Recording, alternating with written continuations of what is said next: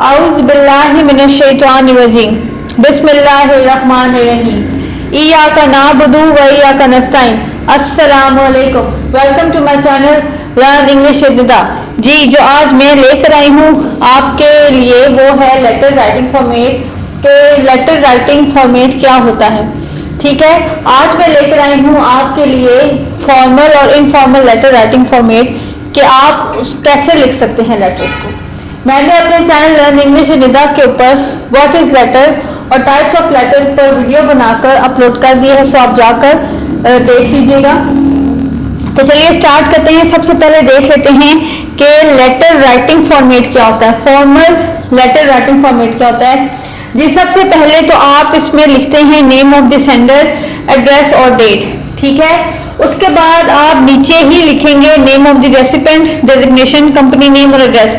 Name of the sender जो होता है, जो भेजने वाला बंदा होता है, वो सबसे पहले अपना नाम लिखता है, देन उसके बाद अपने घर का पता लिखता है और उसके बाद फिर डेट डालता है यानी कि तारीख डालता है, और देन उसके बाद नीचे ही नेम ऑफ द रेसिपेंट यानी कि नेम ऑफ द रेसिपेंट जिसको लेटर भेजा जा रहा है। ठीक है, डेजिग्नेशन उसके, कंपनी नेम और एड्रेस। जी, सैल्यूटेशन क्या होता है?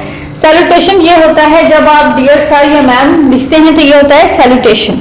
उसके बाद बॉडी ऑफ द लेटर आप लिखेंगे। बॉडी ऑफ द लेटर आपने पैराग्राफ्स में लिखनी है, चाहे 1 पैराग्राफ लिखें, चाहे 2, चाहे 3, या आपकी अपनी मर्जी है, लेकिन जो आपके पैराग्राफ्स हैं उनमें आपने रीजन बयान करना है।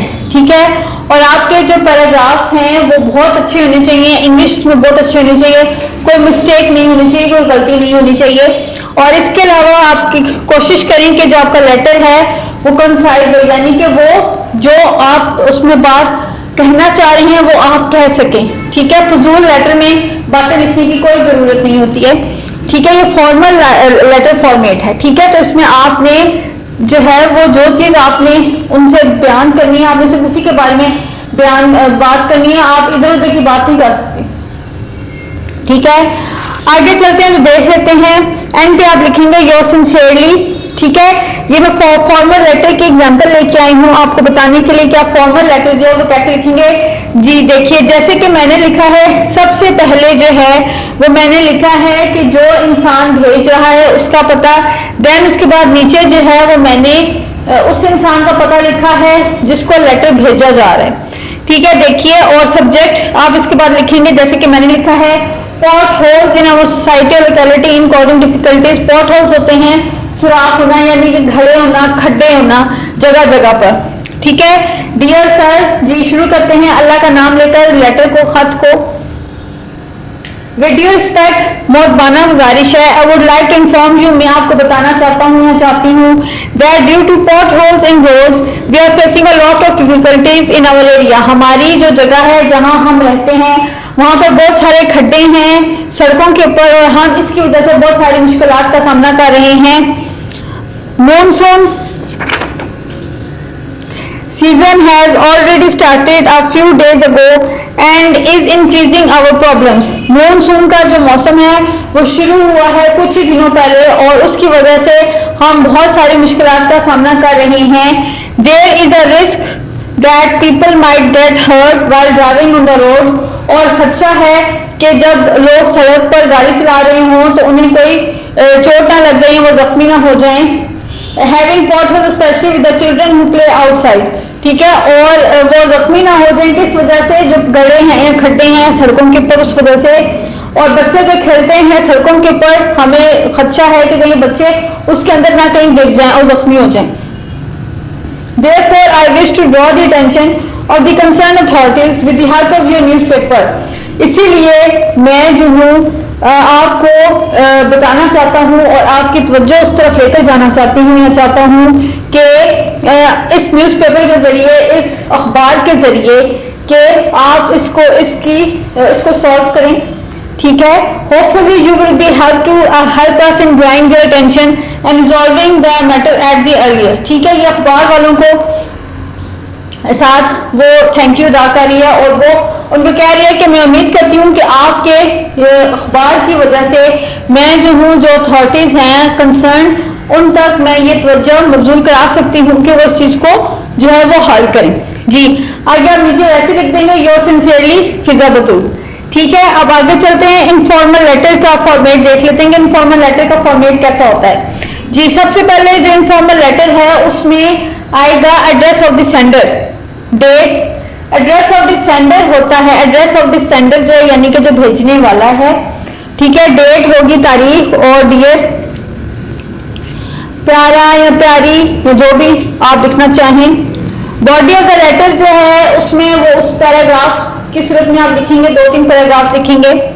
पैराग्राफ में ask for the wellbeing of the person, paragraph 2 में the main reason to write the letter, paragraph 3 में conclusion and end of the letter. ठीक है, फॉर्मल और इनफॉर्मल लेटर में जो है वो क्या फर्क होता है, अभी आपको पता चल गया होगा। फॉर्मल लेटर जो है वो आप बिल्कुल जो आपने बात करनी होती है, आपने सिर्फ वही बात उसके अंदर लिखनी होती है, जो भी मसला होता है। लेकिन जो इनफॉर्मल लेटर होता है वो गैर इसमी खत होता है, ठीक है, वो आप अपने रिश्तेदारों को लिखते हैं। जैसे कि मैंने आपको इससे पहले वीडियो में बताया था फॉर्मल और इनफॉर्मल लेटर के बारे में कि फॉर्मल लेटर क्या होता है और इनफॉर्मल लेटर क्या होता है।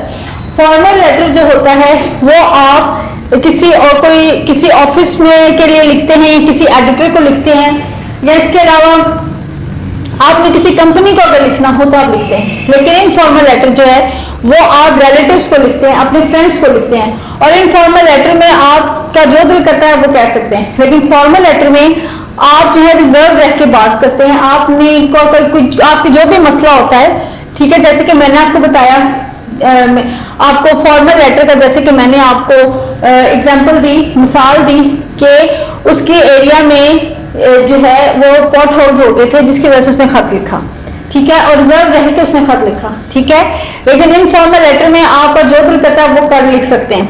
जी, तो चलिए स्टार्ट करते हैं अल्लाह का नाम लेकर informal letter.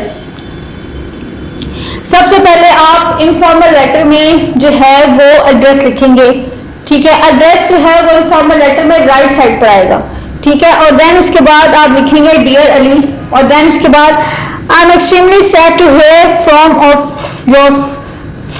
of your friends that you have adopted the disgusting habit of smoking। मैंने तुम्हारे एक दोस्त से ये बात सुनी है कि तुमने जो है सिगरेट नोशी की आदत जो है वो अपना ली है। अडॉप्टेड का मतलब होता है अपना लेना। It is really a shocking news for me, ये मेरे लिए एक बहुत बुरी खबर थी या बहुत बड़ा सदमा था।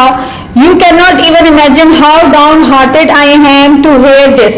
तुम ये सोच नहीं सकते कि मैं कितना जो हूँ, इससे मुझे कितना अफसोस हुआ है। I know that you are a sober and virtuous boy, मुझे पता है कि तुम एक बहुत अच्छे लड़के हो। But anyone can be tempted to such sugar coated evil, लेकिन फिर भी जो है कोई ना कोई, हर कोई जो है वो इन गंदी आदतों में पड़ सकता है। Whether you know it, it is far easier to take up a bad habit than to get rid of it। भाई तुम्हें पता है ना कि बुरी आदत की तरफ हम जा सकते हैं बड़ी आसानी से, ठीक है, लेकिन उसको छोड़ना कितना मुश्किल है। You are still at the initial stage of that injurious habit and can abandon it with a little effort। ठीक है, तुमने ये शुरुआत की है कि तुम इस बुरी आदत में पड़े हो, तो तुम इसको बड़ी आसानी से छोड़ सकते हो अगर तुम थोड़ी सी मेहनत करो। I hope you will sincerely try to give up this habit, और मैं उम्मीद करता हूँ कि तुम इस आदत को छोड़ दोगे। मोreover, I have also been informed about your less attitude towards studies, और इसके अलावा मुझे ये भी पता चला है कि तुम अपनी पढ़ाई पर बिल्कुल भी तवज्जो नहीं दे रहे और तुम अपनी पढ़ाई से जो है लापरवाह हो गए हो। Brother, I am very worried about your lethargic attitude towards studies. भाई, मैं बहुत ज़्यादा परेशान हूँ कि तुमने जो अपना रवैया अपनाया हुआ है पढ़ाई की तरफ। Negligence once in a while is excusable, but when it occurs in quick succession, it cannot be overlooked। जो लापरवाही है वो एक दफा माफ की जा सकती है, या वो एक दफा उसको हम एक्सक्यूज कर सकते हैं या दरगुजर कर सकते हैं, लेकिन अगर बार बार यही चीज हो तो हम उसको छोड़ नहीं सकते। जी, तो आगे चलते हैं।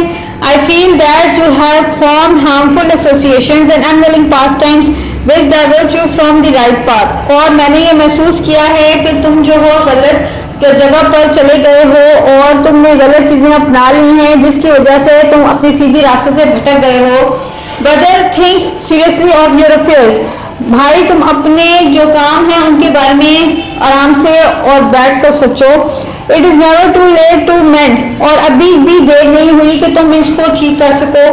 you ought to know that the soul of success lies in diligence, और तुम्हें पता है कि जो हमारी रूह की कामयाबी है वो ये है कि हम हर वक्त काम करते हैं। diligence and assiduity, हम हर वक्त काम करते हैं। You must know that it is better to wear out than to rust out, और तुम्हें पता है कि हम जो है हर वक्त अगर काम करते रहेंगे तो ये ज़्यादा बेहतर है बजाय कि हम हर वक्त बैठते रहें। Only such a determination can bring you credit and add to the comforts of your family.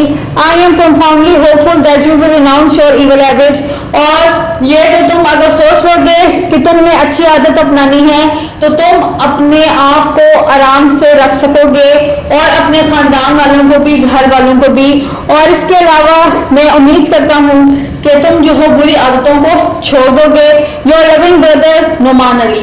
I hope कि ये जो मैंने आपको बताया है कि लेटर इनफॉर्मल और फॉर्मल लेटर की क्या फॉर्मेट होता है, ये आपको अच्छा लगा होगा और पसंद आया होगा और आपको समझ आ गई होगी कि फॉर्मल और इनफॉर्मल लेटर क्या होता है।